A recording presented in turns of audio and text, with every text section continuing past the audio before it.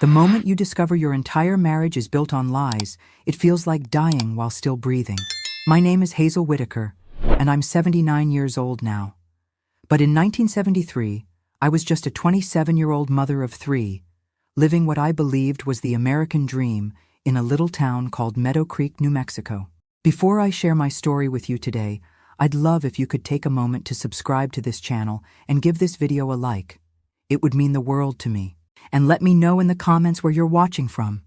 Now, let me tell you what happened all those years ago. I've held this story close to my heart for decades, but some stories need to be told, no matter how much they hurt. Maybe it will help someone else know they're not alone in their darkest hour. That's what I needed back then.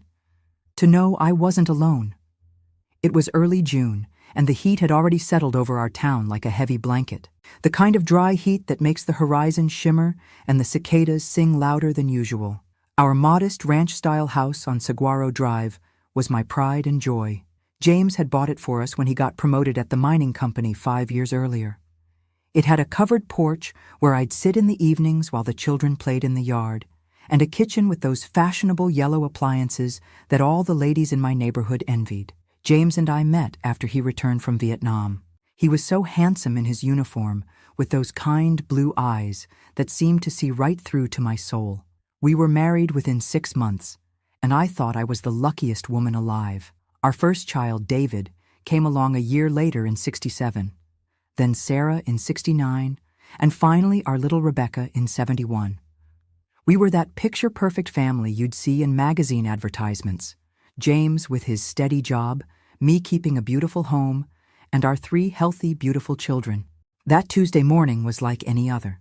James kissed me goodbye, straightened his tie, and headed off to work with his briefcase in hand. He mentioned having to travel to Albuquerque for a few days for business, something about a new mining equipment contract. These trips had become more frequent over the past year or so, but I never questioned them. James was a provider, always working hard for our family. That's what husbands did back then.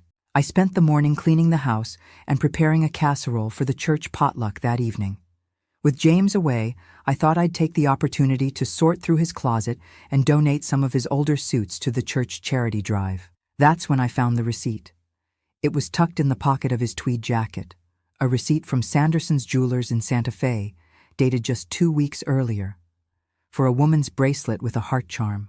My birthday had been 3 months ago, and our anniversary wasn't for another 5 months. I stood there, clutching that small piece of paper, trying to convince myself there was an innocent explanation. Perhaps it was for his mother, or his secretary as a thank you gift. But deep down, a voice I didn't want to hear whispered that something wasn't right. I put the receipt back and tried to forget about it. But over the next few days, other small things I had ignored started to surface in my memory. The late-night phone calls that he took in his study with the door closed, the new cologne he had started wearing, the way he seemed distracted at dinner, often asking me to repeat things I'd just said. When James returned from his trip, I watched him closely. He brought souvenirs for the children, as he always did, a small carved wooden horse for David, a turquoise hair clip for Sarah, and a little rag doll for Rebecca. He seemed the same loving father and husband he'd always been. But now I was noticing things, like how he checked his watch more often than usual, and how his stories about the business meetings had fewer details than they used to. A week later, he announced another trip to Albuquerque. This time, something inside me snapped. I needed to know the truth. After dropping the children at school the next morning, I did something I never thought I would do. I drove to the mining company office. I told myself I was just going to surprise James with lunch before his trip. The receptionist, a young woman named Betty who had attended our Christmas party last year, looked startled to see me. "Mrs. Whitaker, what a lovely surprise," she said, but her smile didn't reach her eyes. "I was hoping to catch James before he leaves for Albuquerque," I said, trying to sound casual. A flicker of confusion crossed her face. "Mr. Whitaker isn't scheduled for any business trips this week, Mrs. Whitaker." The floor seemed to tilt beneath me. "There must be some mistake," I managed to say. "He mentioned a meeting in Albuquerque today." Betty glanced nervously at the office door behind her. "I'm sorry, Mrs. Whitaker, but Mr. Whitaker called in this morning saying he was working from home today due to some paperwork he needed to finish. I thanked her and left quickly, my face burning with embarrassment and a growing sense of dread. James had lied. He wasn't at work, and he wasn't at home. So where was he? I drove home in a daze, my mind racing with possibilities, each worse than the last. When I pulled into our driveway, I noticed James's car was indeed gone. He had left early that morning, kissing me goodbye, telling me he'd call from Albuquerque that evening. With shaking hands, I went to our bedroom and opened his nightstand drawer. I found his address book and flipped through it, not sure what I was looking for until I saw it.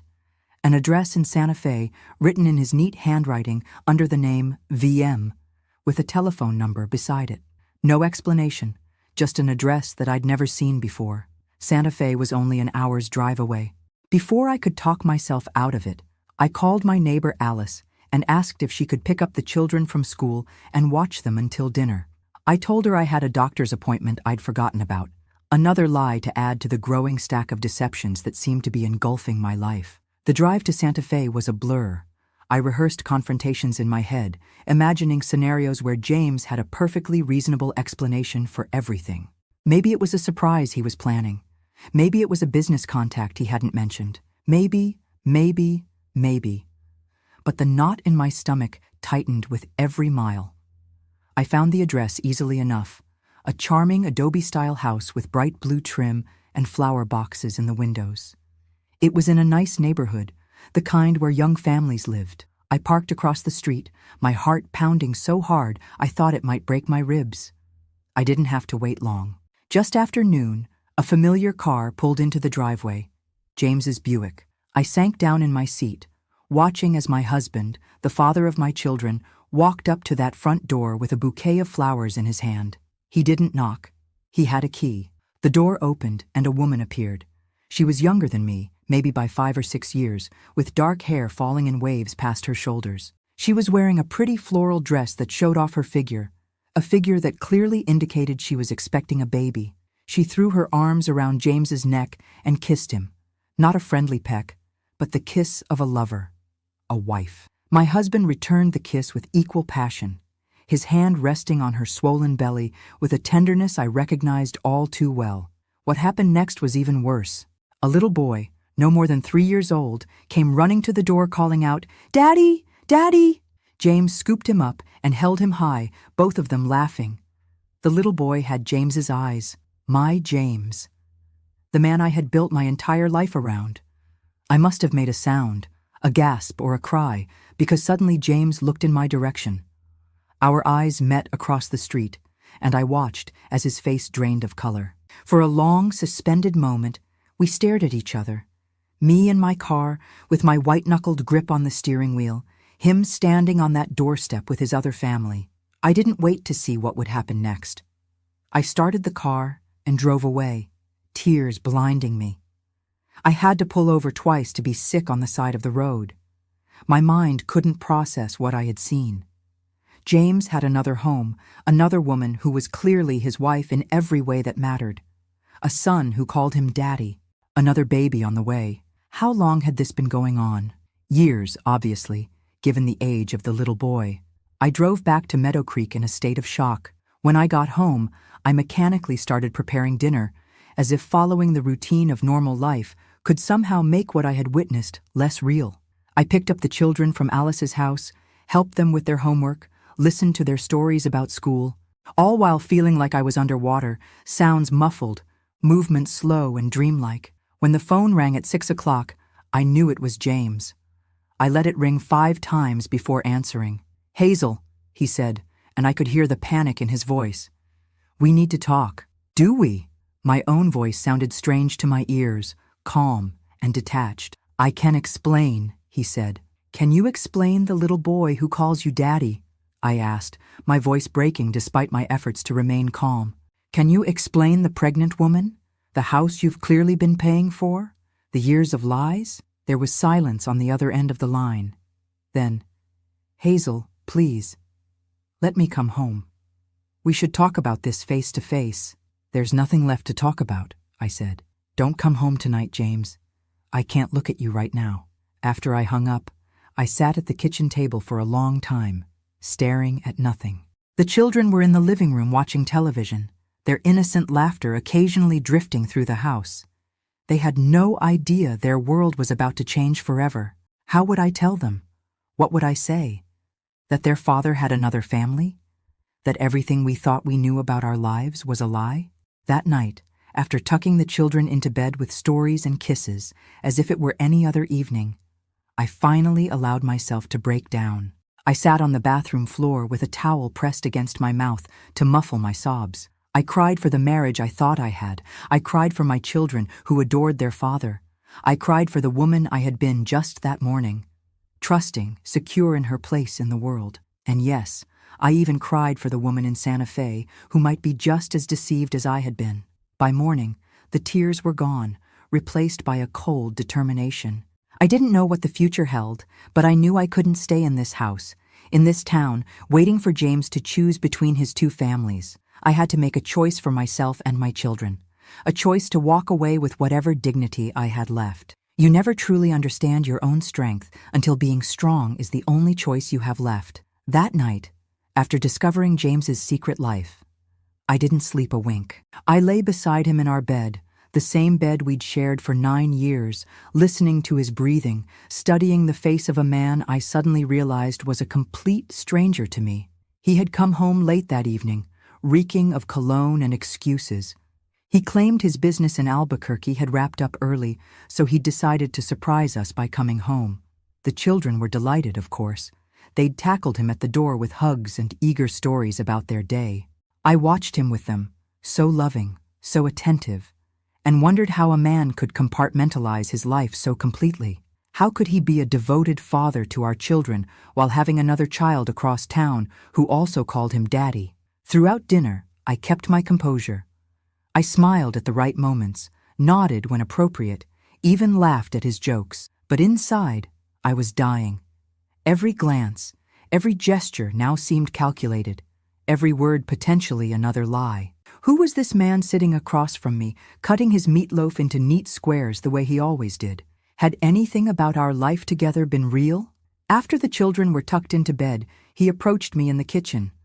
I was washing dishes, my hands submerged in soapy water, trying to steady myself with the familiar routine. "Hazel," he said quietly, "we need to talk about what happened today." I kept my eyes on the plate I was scrubbing. "Do we?" I think I saw everything I needed to see.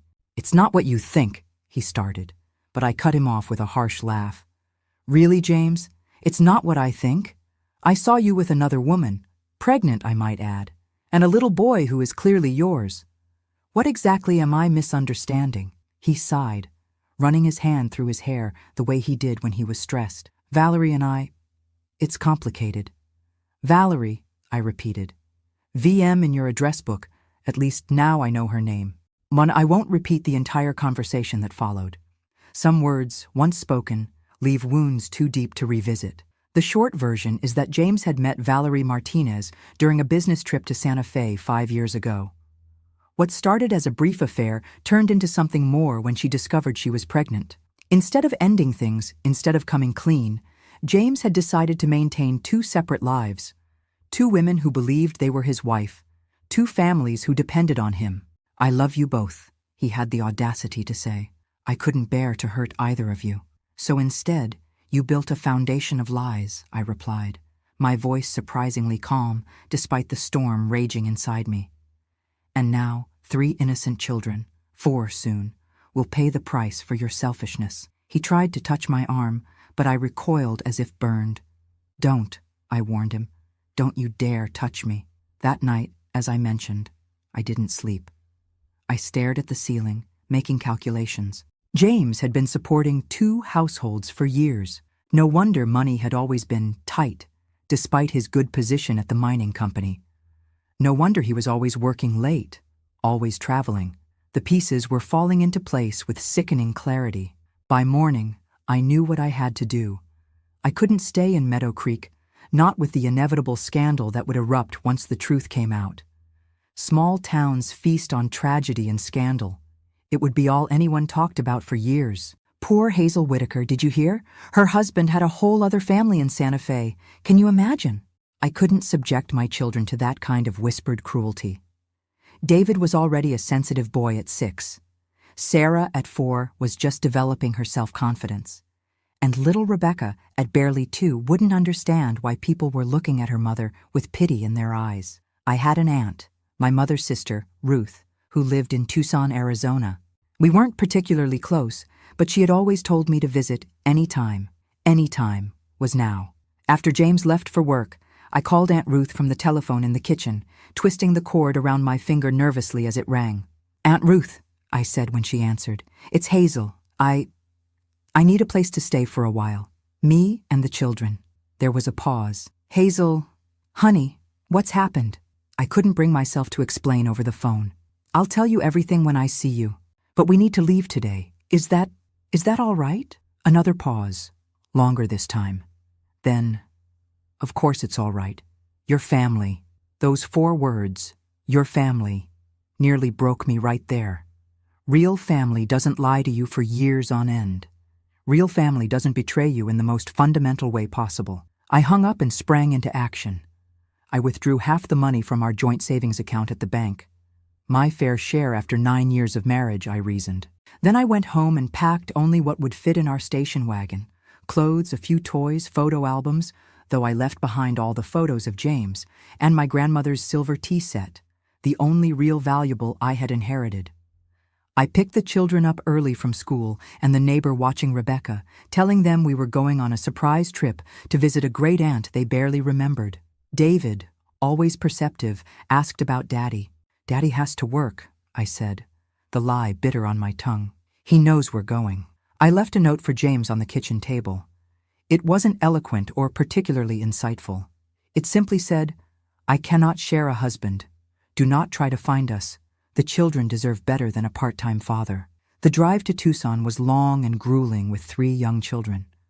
Rebecca cried for most of the first hour, not understanding why we were leaving home. Sarah kept asking when we'd return.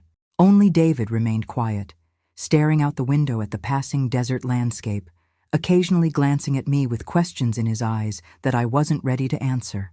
We stopped at a motel in Las Cruces for the night.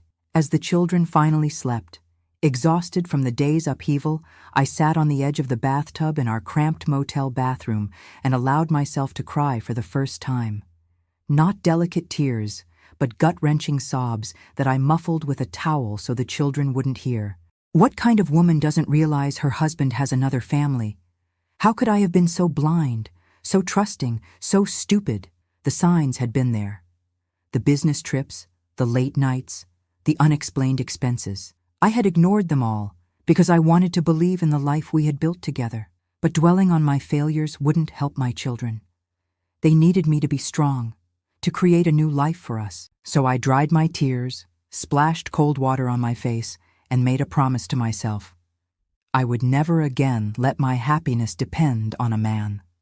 I would become the kind of woman my daughters could look up to, independent, resilient, and whole on her own. We arrived at Aunt Ruth's modest bungalow the next afternoon. Her neighborhood in Tucson was nothing like our neighborhood in Meadow Creek. The houses were smaller, closer together, with desert landscaping instead of green lawns. But there was something honest about the place. No pretensions, no keeping up appearances. Aunt Ruth welcomed us with open arms and no questions, at least not in front of the children. She had prepared her spare bedroom for us, with a double bed for me and Rebecca, and sleeping bags on the floor for David and Sarah. It was cramped but clean, and most importantly, it was safe. That night, after the children were asleep, I sat with Aunt Ruth at her kitchen table, nursing a cup of coffee that had long gone cold. I told her everything, finding the receipt, following James to Santa Fe, discovering Valerie and their son. The worst part, I confessed, is that I still love him. Isn't that pathetic? After everything he's done, part of me still loves the man I thought he was. Aunt Ruth reached across the table and took my hand in hers. Her skin was weathered from years working in her garden under the Arizona sun, but her grip was strong. "That doesn't make you pathetic, Hazel. It makes you human. You gave that man your heart for 9 years. Those feelings don't disappear overnight." "What am I going to do?" I whispered. "I have 3 children, no job, no home of my own. I dropped out of college to marry James. I don't have any real skills. She squeezed my hand. Now you listen to me. You are stronger than you know. You had the courage to leave, to protect your children from living in a house built on lies. That kind of strength doesn't come from nowhere. But, no buts, she interrupted firmly. You can stay here as long as you need to. Get your bearings. Figure out your next steps. And when you're ready, I'll help you find work. I slept that night. Really slept. For the first time since discovering James's betrayal. It wasn't that my pain had lessened, or that my fears for the future had disappeared. But something Aunt Ruth said had resonated with me. I had found the courage to leave. That kind of strength doesn't come from nowhere. The first week in Tucson was a blur of explaining to my confused children why we weren't going home, helping them adjust to sharing a small bedroom, and trying to figure out what came next. I avoided James's daily phone calls to Aunt Ruth's house, though she told me he sounded desperate, pleading for me to talk to him. He made his choice years ago, I told her. He chose to live a lie. By the second week, I knew we couldn't impose on Aunt Ruth indefinitely. Her house wasn't meant for 3 active children, and her patience, while considerable, wasn't limitless. I needed to find work, but what could I do? I'd been a housewife for 9 years. My only skills were cooking, cleaning, and managing a household budget. Then I remembered my sewing. Before marrying James, I'd worked briefly at a dress shop, altering clothes and occasionally designing simple dresses for customers. My mother had taught me to sew when I was just a girl, and I had made many of my own clothes over the years, as well as dresses for Sarah and Rebecca. There's a fabric store downtown that has a "Help Wanted" sign in the window, Aunt Ruth mentioned casually one evening. The owner, Margaret Wilson, is a friend from my garden club. I may have mentioned that my niece is quite talented with a needle and thread. I felt a flicker of hope for the first time in weeks. Do you think she'd hire me? Even with 3 children? Aunt Ruth smiled. Only one way to find out. The next day, I put on my best dress, a navy blue A-line I'd made myself, and walked into Wilson's Fabrics and Notions with my heart in my throat. Mrs. Wilson was a stern-looking woman in her 60s, with silver hair pulled back in a tight bun, but her eyes softened when I mentioned Aunt Ruth. "Ruth speaks very highly of your skills," she said, examining me over the tops of her reading glasses. "Do you have any samples of your work?" I hadn't thought to bring any. "Just what I'm wearing," I said, gesturing to my dress. "I made it last spring." Mrs. Wilson circled me slowly, examining the seams, the darts, the hand-stitched hem. "Not bad," she finally said. "But talk is cheap. Can you fix this?" She pulled out a man's suit jacket with a torn lining and a missing button. I took it from her, examining the damage. I'd need to match the thread to the existing stitching, replace the lining at the tear rather than just patching it, and find a button that matches the others perfectly, I said. Otherwise, the repair will be obvious. A smile tugged at the corner of her mouth. "You have a good eye. When can you start?" Just like that, I had a job. Part-time at first, mornings while the children were at their new school, and Rebecca stayed with Aunt Ruth. The pay wasn't much, but it was a start.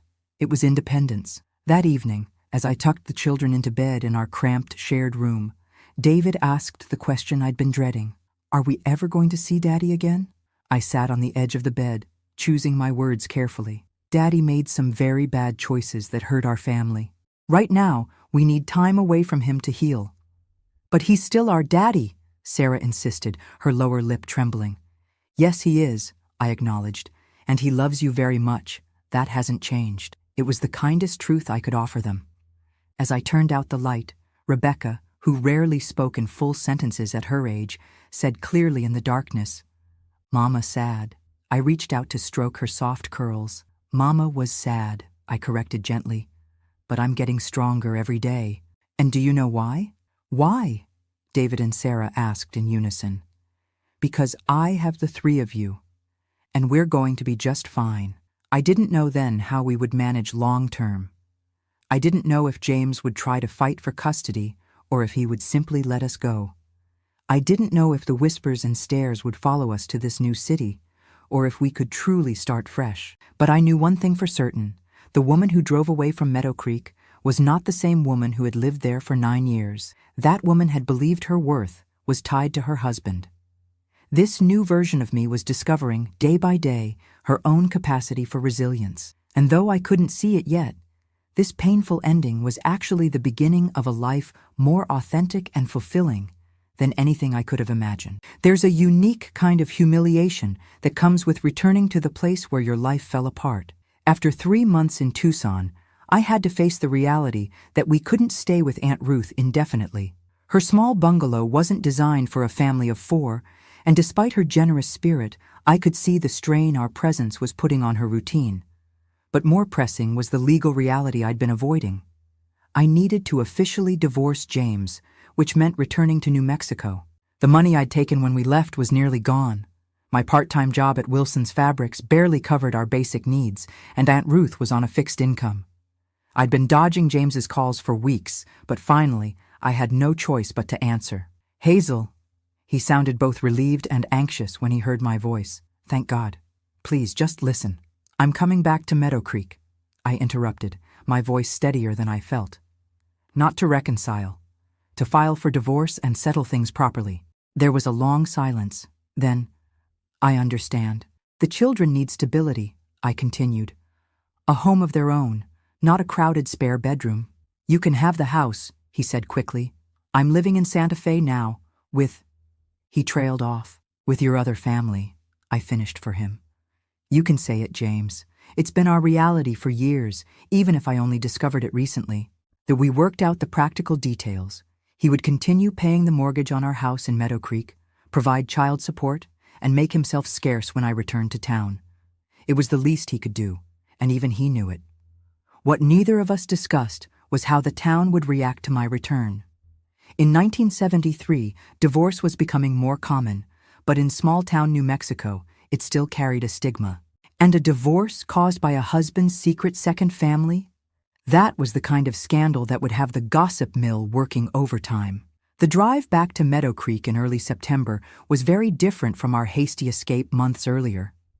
The children were excited to return to familiar surroundings, to their own rooms and toys, to the friends they'd left behind. Only David seemed to sense my apprehension, reaching from the back seat occasionally to pat my shoulder, as if our roles had somehow reversed. "It's okay, Mom," he said as we passed the town limit sign. "We'll be okay," from the mouths of babes, as they say. Our house on Saguaro Drive looked exactly as we'd left it, right down to the half-dead potted geranium on the front porch that I'd forgotten to water before our abrupt departure. James had kept his word. The place was clean, the refrigerator stocked, and a stack of mail neatly arranged on the kitchen counter. There was no sign of him, except a brief note. "I'm staying at the El Dorado Hotel in Santa Fe if you need anything. Joey." That first night back in our home was surreal. The children fell into their old routines easily, but I wandered from room to room feeling like a visitor. This house contained so many memories: Christmases around the fireplace, birthday parties in the backyard, quiet evenings on the porch watching the sunset. But now each happy memory was tainted by the knowledge that during those same years, James had been creating parallel memories with another woman and child across town. I slept in the guest bedroom. I couldn't bring myself to sleep in the bed I'd shared with James. Not anymore. The next morning, I dropped the children at school and drove to Peterson and McKinley, the only law firm in Meadow Creek. Frank Peterson had handled the closing when we bought our house. Now he would handle its transfer to my name alone, along with the divorce proceedings. As I parked outside the small brick building on Main Street, I caught my reflection in the rearview mirror. I had lost weight in the past months, and there were new lines around my eyes, but there was something else too. A determination that hadn't been there before. The woman staring back at me wasn't just James Whitaker's wife anymore. She was Hazel, finding her own way. The whispers started the moment I walked into the office. The receptionist, Linda Barnes, who used to invite us to her annual Memorial Day barbecue, paused mid-sentence on the telephone when she saw me. I heard her whisper, "She's back," to whoever was on the line before quickly composing herself. "Mrs. Whitaker," she said with forced brightness. "How nice to see you again." Mr. Peterson kept me waiting for 45 minutes, despite having an appointment. When I was finally shown into his office, his usual jovial manner was subdued. "Hazel," he said, not quite meeting my eyes. "I was sorry to hear about your situation." So the news had spread. Of course it had. Meadow Creek had barely 3,000 residents. News traveled faster than tumbleweeds in a windstorm. "Thank you, Frank," I replied, my chin held high. "I'd like to file for divorce on grounds of adultery, and I'll need papers drawn up transferring the house to my name." He cleared his throat uncomfortably. "Are you sure you want to cite adultery? It's rather public. Irreconcilable differences would be more discreet. James has another family in Santa Fe," I said flatly. "A 5-year-old son and a newborn baby, based on the last time I saw his partner. There's nothing discreet about the situation." Frank's eyebrows shot up despite his attempt at professional detachment. "I see," he murmured, scribbling on his legal pad. "Well, New Mexico is actually a no-fault divorce state now, so I understand," I cut him off. "But I want the record to show the truth. My children will hear whispers. I want them to know their mother stood up for herself." To his credit, Frank nodded. "I'll draw up the papers." That conversation was just the beginning. When I left the law office, I decided to stop at Burton's Grocery to pick up a few things for dinner. The store fell silent when I walked in. Mrs. Burton, who used to slip extra penny candy to my children, suddenly became very interested in arranging a display of canned peaches. 2 women in the produce section bent their heads together, whispering behind a head of lettuce. A man I recognized as James's colleague from the mining company saw me and abruptly turned down another aisle. It was as if I had a scarlet letter pinned to my chest.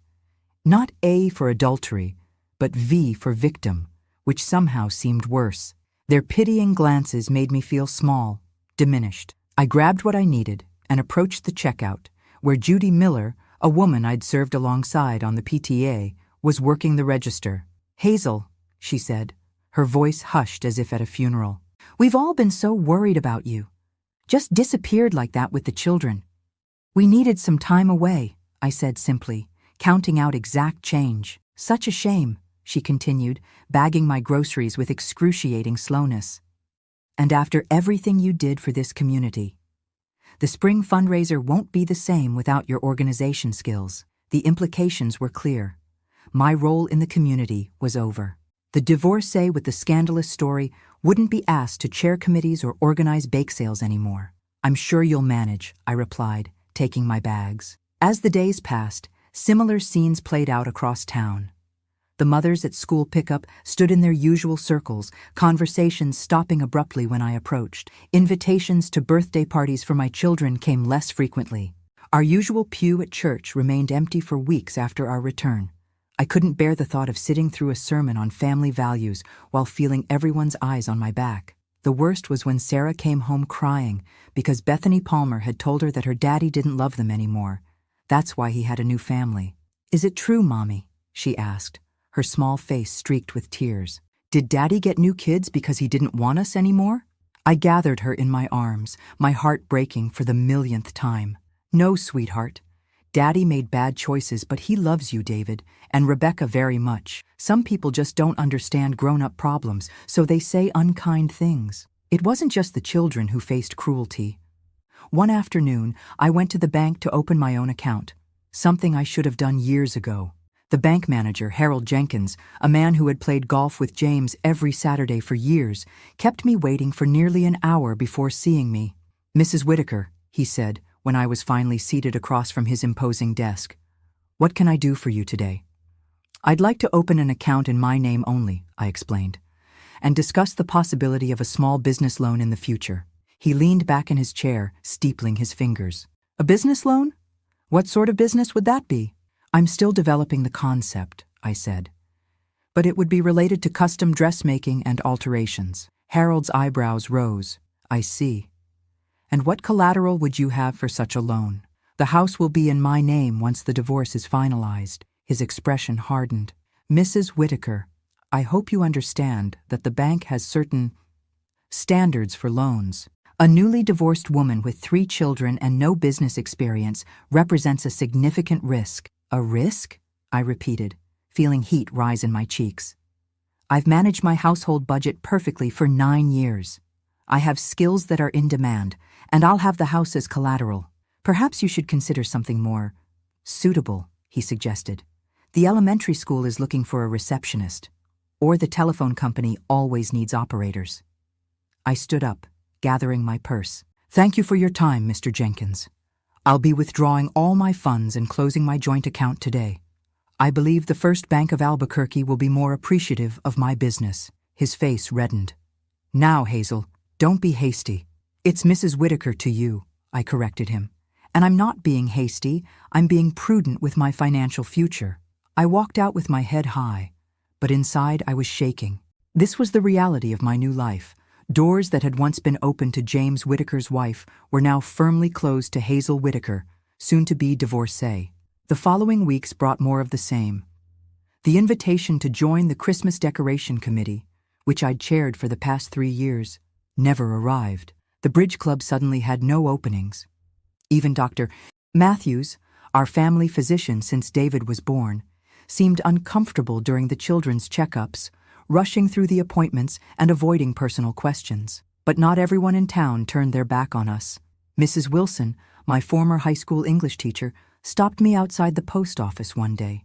Hazel, she said warmly, grasping both my hands in hers, I've been meaning to call. Would you and the children like to come for Sunday dinner this weekend? I nearly cried at this simple act of kindness. We'd love to. Gradually, a small circle of support emerged. Mrs. Wilson and her husband, the new young minister at the Presbyterian church who called to check if we needed anything.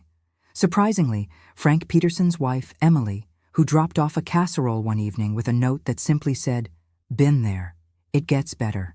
Then there was Dorothea Martinez, who owned the town's only dress shop, a tiny place called Dorothy's Designs, tucked between the hardware store and the barber shop on Main Street. I had ventured in one day, hoping to find fabric that wasn't available at the general store. Dorothea was a widow in her 50s who had taken over her husband's tailoring business after his death 10 years earlier, transforming it into a modest but successful dress shop. She recognized me immediately. "You're Hazel Whitaker." I braced myself for the usual pity or judgment, but instead she smiled. "I heard you make your own clothes. That blue dress you're wearing, your work?" Surprised, I nodded. "Yes, I made it last spring." She circled me, examining the seams and darts with a professional eye. Beautiful top stitching. Not many people take the time for hand-finished hems anymore. For the first time in months, someone was seeing me, really seeing me, not as poor Hazel or James's abandoned wife, but as a person with skills and value. "Thank you," I said, feeling a genuine smile break through. Dorothea tilted her head, considering me. "I could use some help around here, especially with holiday alterations coming up. My fingers aren't as nimble as they used to be. Any interest in part-time work?" It seemed too good to be true. Yes, I would be very interested." The pay isn't much," she warned, "and the hours would have to work around your children's schedules." "That's perfect," I assured her. As I left the shop that day, I felt a weight lifting. Yes, there were closed doors and whispers following me around Meadow Creek. Yes, former friends crossed the street to avoid talking to me.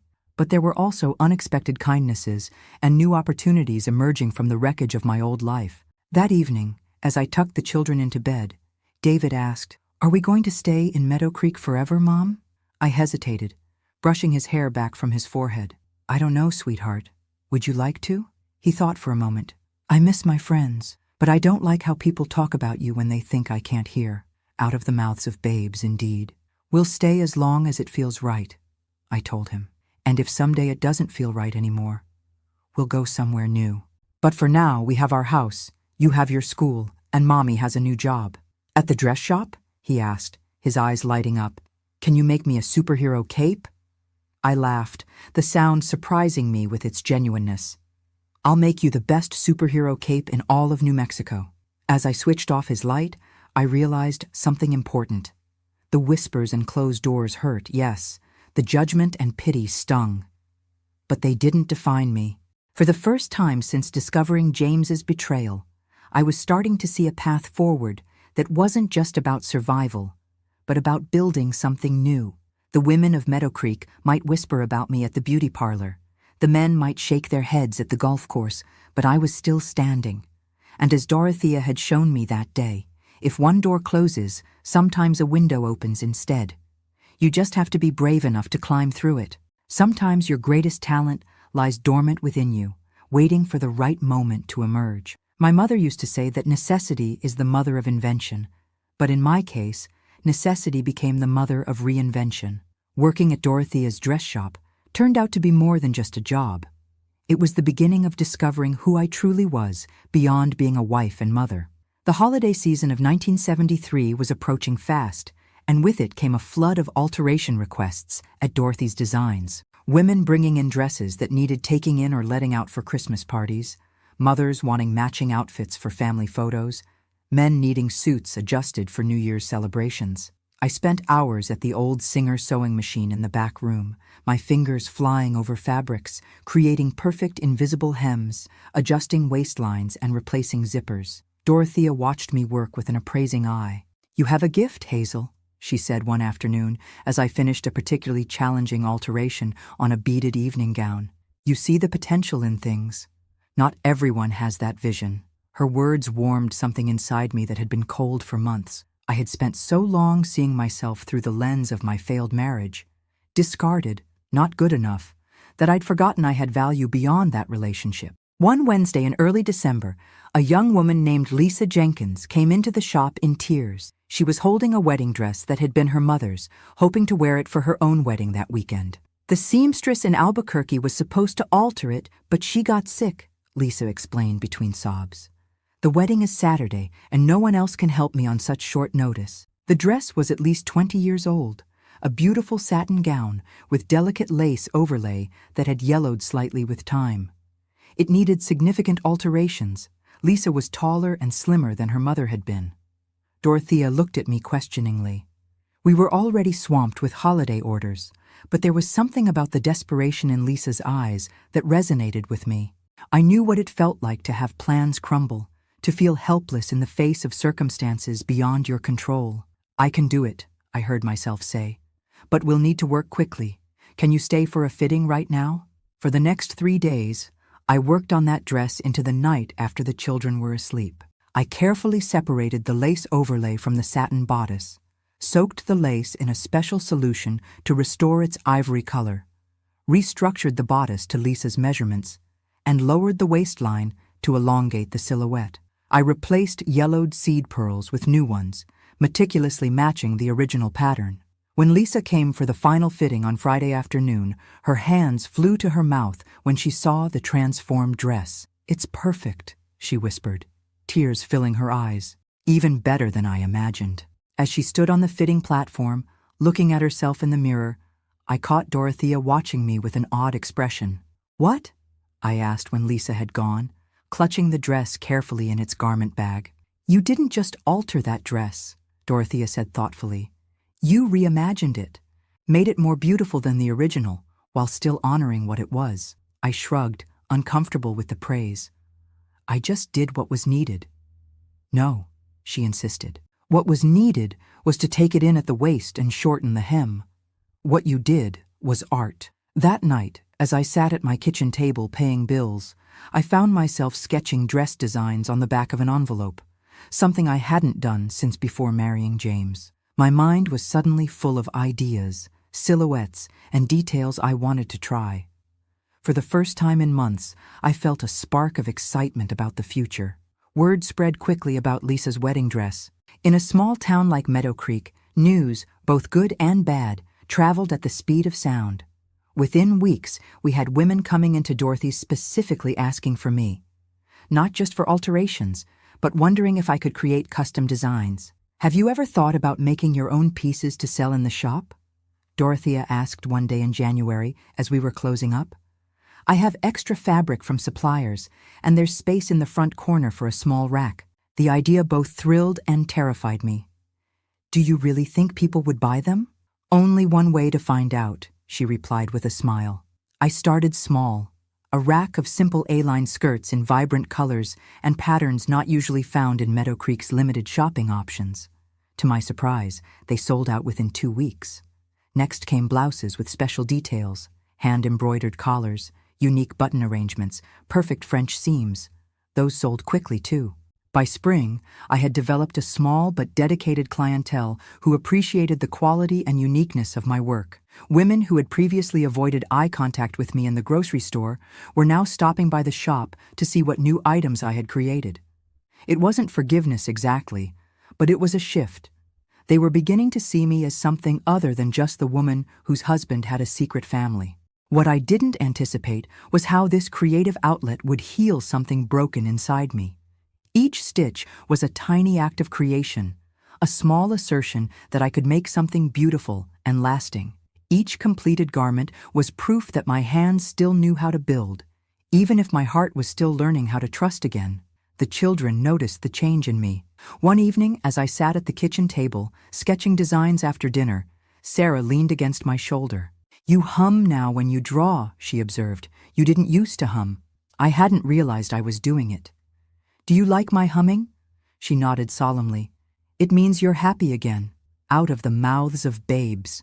By summer, I had saved enough from my work at Dorothy's to enroll in a 6-week pattern-making course at the community college in Albuquerque. It meant driving an hour each way twice a week, leaving the children with Mrs. Wilson on those evenings, but it was worth every mile. The instructor, Mrs. Grayson, had worked in New York's garment district before retiring to New Mexico. She took a special interest in my work, staying after class to show me techniques that weren't part of the standard curriculum. "You have a natural eye for structure," she told me. "Most beginners focus on the decorative elements, but you understand that the foundation, the cut, the fit, is what makes or breaks a garment." On the last day of class, she pulled me aside. "I have a proposition for you, Hazel. I consult for a small manufacturing company in Santa Fe that produces ready-to-wear clothing for department stores across the Southwest. They're looking for fresh designs for their spring collection, simple but distinctive pieces that can be produced at scale. Would you be interested in submitting some sketches?" My heart raced. This was an opportunity beyond anything I had imagined when I first walked into Dorothy's shop looking for fabric. But Santa Fe, that was where James now lived with Valerie and their children. The thought of traveling there, possibly running into them, made my stomach clench. Mrs. Grayson must have sensed my hesitation. "You wouldn't need to go there often. Maybe once a month for meetings. The rest could be done by mail." That evening, I sat on the porch swing, weighing the opportunity against my fear.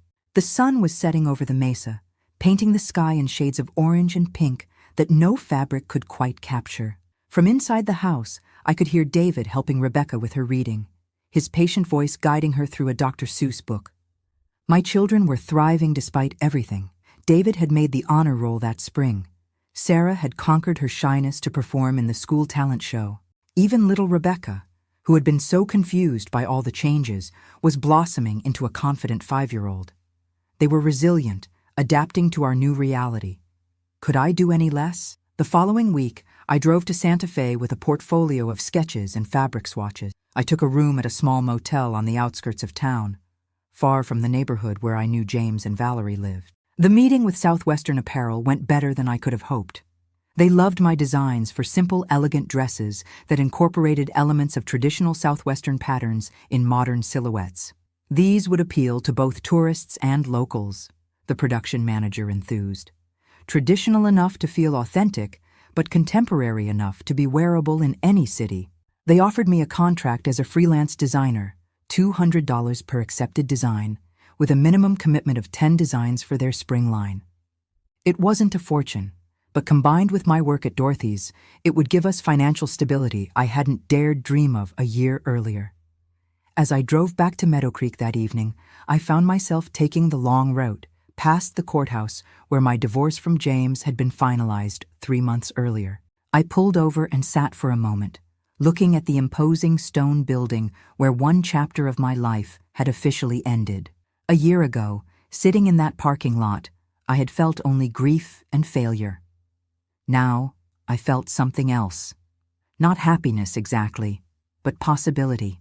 The woman who had walked into that courthouse was defined by what she had lost. The woman driving home now was beginning to be defined by what she was creating. When I returned to Dorothy's designs the next day, Dorothea could tell something had changed. "You got the contract," she guessed, smiling at my barely contained excitement. "I did," I confirmed, "but I want you to know that I'm still committed to the shop. I can do both." She waved away my concern. Hazel, when you first came to work here, I saw a wounded bird with broken wings. Now I see a woman ready to fly." She paused, her expression turning serious.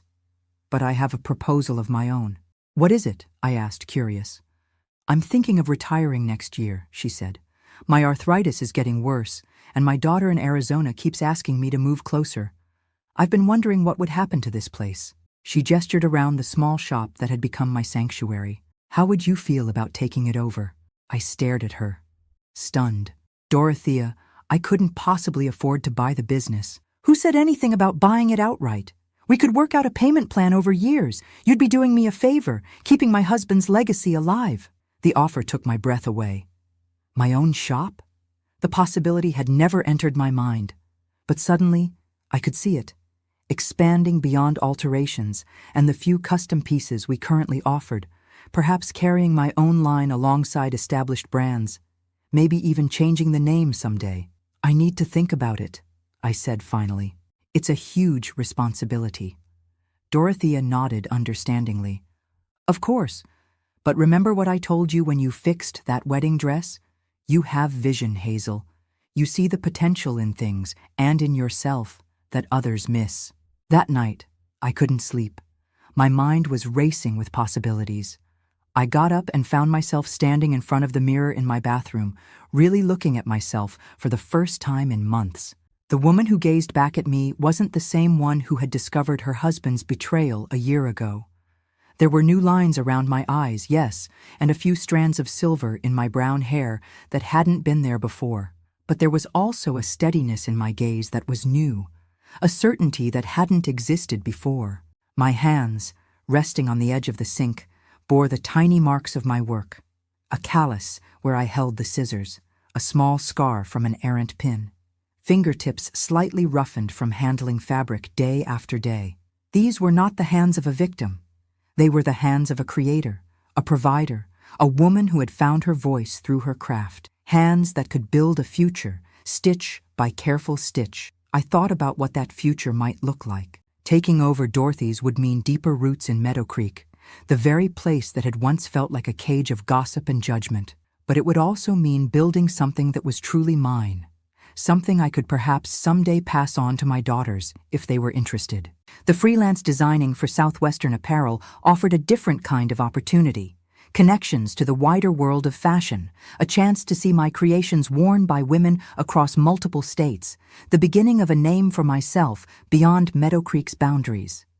Could I possibly do both? As I finally climbed back into bed, I realized that the question itself was a gift. A year ago, my only question had been how to survive the devastation of betrayal. Now, I was wondering how to choose between multiple paths forward. How to balance ambition with practicality. How to honor both my creative dreams and my responsibilities as a mother. I didn't have all the answers that night. But for the first time since James's double life had been revealed, I felt something that had been missing for too long. Hope. Not just the desperate hope of survival, but the expansive hope of possibility. My hands had found their purpose again, and in doing so, they had helped me find my voice. A voice that was no longer defined by what had happened to me, but by what I was creating for myself and my children. As I drifted off to sleep, I remembered something my grandmother used to say when teaching me to sew as a child. A good seamstress never fears having to undo her work and start again. Sometimes, the most beautiful garments come from fabrics that have been cut and restitched many times. Perhaps the same was true of lives as well. They say opportunity knocks only once. But I've found that isn't true. Sometimes opportunity whispers, nudging you gently toward a path you never imagined for yourself. The transition from employee to business owner wasn't a single dramatic moment, but a series of small, brave decisions that changed the course of my life, and eventually the lives of many women in our community. After much consideration, I accepted Dorothea's offer to take over her shop. We structured a 5-year payment plan that I could manage alongside my contract work with Southwestern Apparel. It was terrifying to sign those papers in the spring of 1974, committing myself to years of financial obligation. But as I held that pen, I thought of all the documents James had signed establishing our life together. and how easily those promises had been broken. This promise, I knew, was one I would keep. Dorothea stayed on for 6 months to help with the transition, teaching me the business side of running a shop, ordering inventory, managing accounts, dealing with suppliers. These were skills I'd never learned as a housewife, but I discovered I had a head for numbers and organization. All those years carefully managing our household budget had prepared me better than I realized. "You're a natural," Dorothea said one evening as we balanced the books. "Most creative types hate this part, but you seem to enjoy it." "I like the precision," I admitted. "In sewing and in bookkeeping, everything has to add up perfectly." When Dorothea finally retired and moved to Arizona to be near her daughter, I faced my first real test as a business owner. The shop had been Dorothy's Designs for 15 years. Her husband's name had been Harold, but he thought Dorothy sounded more appealing for a dress shop. Now I had to decide, keep the established name or create something new. After weeks of deliberation, I chose a middle path. I redesigned the sign and storefront to read, "Dorothy's by Hazel," honoring the shop's history while announcing its new direction. The day the new sign went up, I felt a surge of pride unlike anything I'd experienced before. This small storefront on Main Street was mine, not as James Whitaker's wife, but as Hazel, businesswoman and designer. The first year was a constant balancing act between running the shop, fulfilling my design contract with Southwestern Apparel, and raising 3 growing children. David was now 12 and increasingly independent, but Sarah at 10 and Rebecca at 6 still needed considerable attention. Many nights I would put them to bed, then work until midnight at my sewing machine in the spare bedroom I'd converted to a home studio. In those quiet midnight hours, with only the hum of the machine for company, I often reflected on how drastically my life had changed. There was exhaustion, yes, bone-deep weariness that sometimes brought me to tears, but there was also a fierce satisfaction in creating something that was entirely mine. Each receipt, each completed garment, each positive customer interaction was evidence that I was more than what had happened to me. The community's perception of me shifted gradually. I was no longer just poor Hazel whose husband had another family. I became Hazel who saved my daughter's prom dress, or Hazel who designed that beautiful outfit for the mayor's wife. My work spoke for me in ways that defending myself never could have. One pivotal moment came when Elaine Jenkins, the wife of Harold Jenkins, the bank manager who had denied my loan application, came into the shop looking for an outfit for her son's wedding. "Nothing in Albuquerque or Santa Fe seems right," she confessed, clearly uncomfortable to be seeking my help after her husband's dismissal of my business potential. "Margaret Wilson suggested that you could possibly—" "I'd be happy to design something for you, Mrs. Jenkins," I said, maintaining my professional composure. "When is the wedding?" By the end of that consultation, I had sketched a design for an elegant ensemble in a shade of blue that complemented her coloring perfectly. Something far more sophisticated than anything she would have found in the department stores. When she picked up the finished outfit a month later, her reaction was worth every stitch. "It's the most beautiful thing I've ever worn," she said, turning before the mirror. "Harold won't believe it came from here in Meadow Creek." I smiled, resisting the urge to say what we both knew, that Harold had been wrong about my potential. Instead, I simply said, "I hope you'll recommend us to your friends, Mrs. Jenkins." She met my eyes in the mirror. "I already have." That fall, my designs for Southwestern Apparel appeared in stores across Arizona, New Mexico, and Texas. Seeing my work, albeit without my name attached, in the Marshall Field's department store in Albuquerque was a surreal experience. I stood there watching as women browsed through racks containing my creations, occasionally pulling one out for a closer look. Some walked away, but others carried my dresses to the fitting rooms. Each selection felt like a personal validation. As the shop became more successful, I was able to hire part-time help, first just on Saturdays, then 3 afternoons a week. This allowed me to focus more on custom designs, which had become our most profitable area. Women were now traveling from neighboring towns specifically to have garments made by me. In early 1975, an unexpected visitor arrived at the shop, Lisa Jenkins, whose wedding dress I had altered during my first month working for Dorothea. She was visibly pregnant, and glowing with happiness. "I was hoping you could help me again," she said. "But this time, I need something that will grow with me for a few months, then something special for after the baby comes." As I took her measurements, she told me she'd returned to college after getting married and was about to complete her business degree. "It's not easy being the only woman in most of my classes," she confided. "I needed clothes that made me feel confident but still professional." Her words sparked an idea that had been forming in the back of my mind for months. There were more women like Lisa entering professional settings, college, offices, management positions, but the clothing options available to them were limited. Either hyper-feminine styles that weren't taken seriously or modified versions of men's business wear that obscured any hint of femininity. "What if," I suggested as I pinned fabric around her, "we created a line specifically for working women, professional but distinctly feminine, practical but beautiful?" Lisa's eyes lit up. "Women like me would buy every piece you made." That conversation led to a new direction for the shop.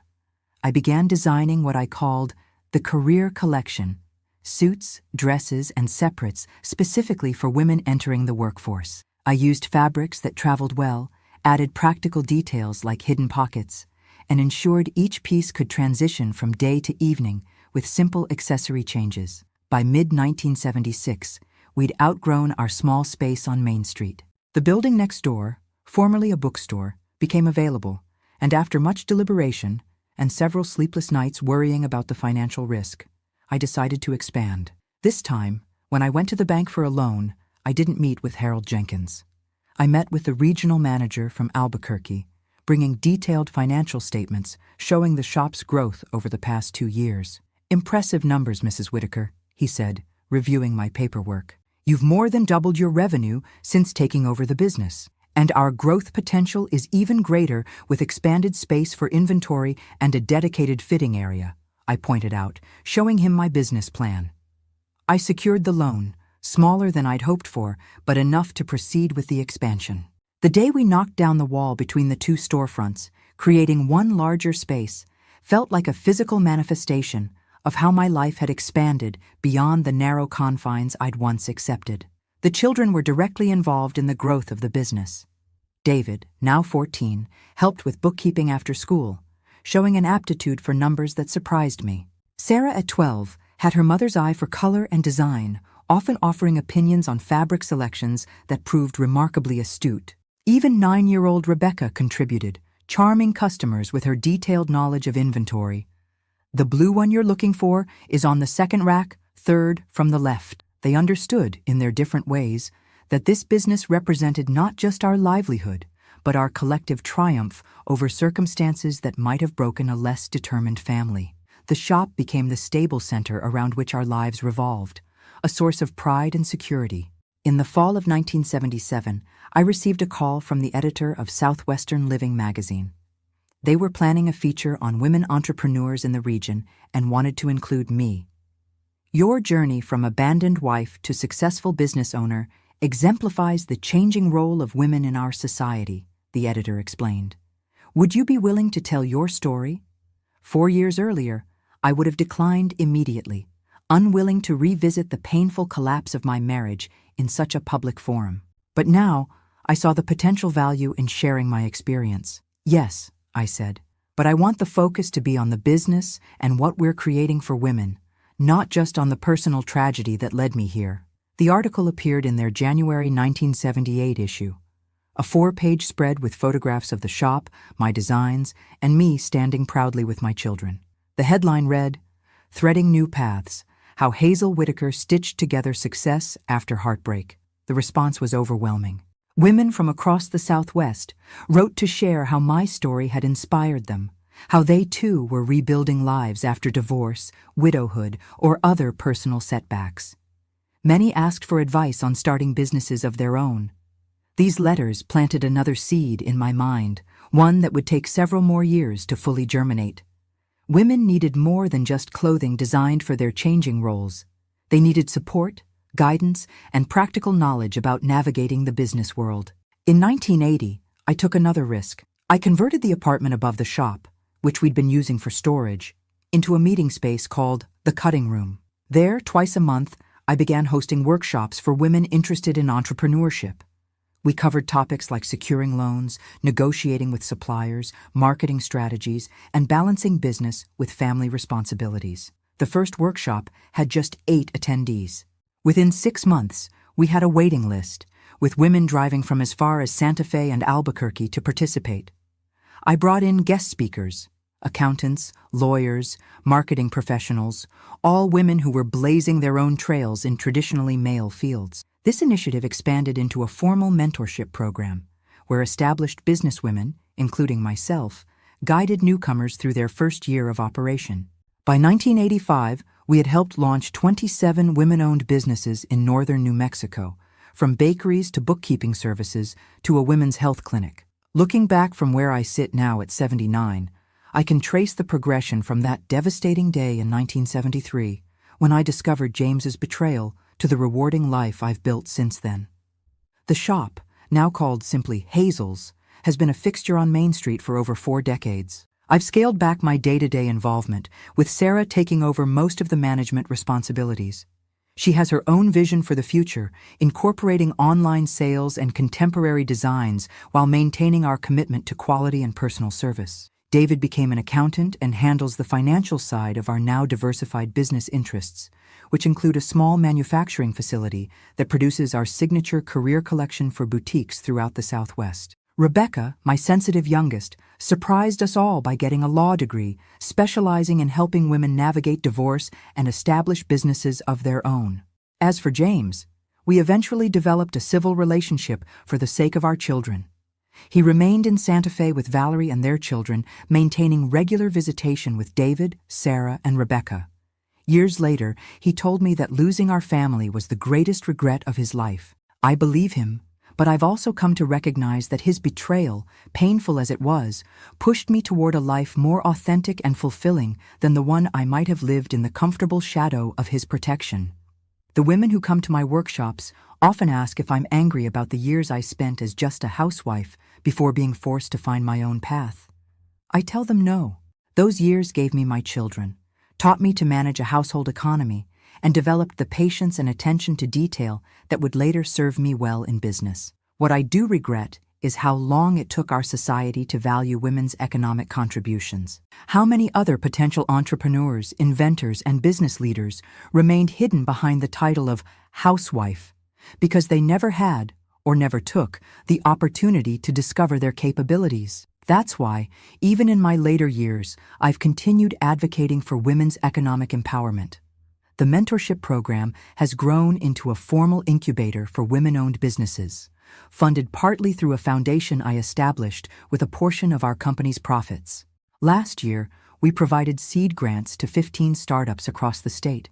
Sometimes in the evening, I sit on my porch overlooking the garden I've finally had time to nurture in my semi-retirement, and I think about that terrified young woman who drove away from her life with 3 children and half a savings account. I wish I could tell her what I know now, that the unraveling of what she thought was her life's purpose would reveal a stronger, more resilient core that had been there all along, waiting to emerge. I've learned that resilience isn't about never breaking. It's about what you choose to build from the broken pieces.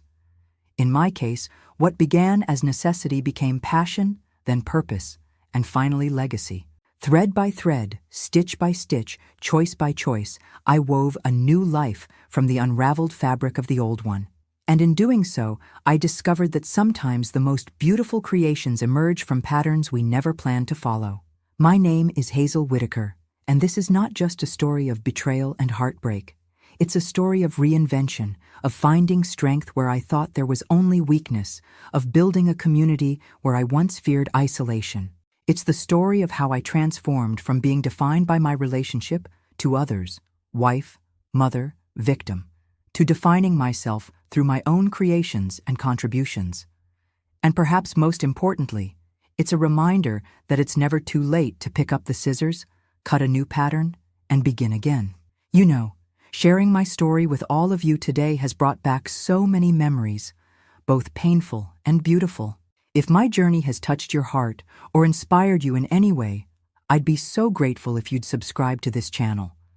These old hands have sewn thousands of garments over the years, but now they're just as happy clicking that like button to support these wonderful videos. And don't forget to tap that little bell icon too, darlings. At my age, I've learned not to miss the important things in life, and I'd hate for you to miss any of these stories of resilience and hope. After all, we older folks have so many lessons to share if you're willing to listen. Thank you for spending this time with me today. Until next time, remember that your life's fabric is always in your hands to reshape, no matter how torn it might seem.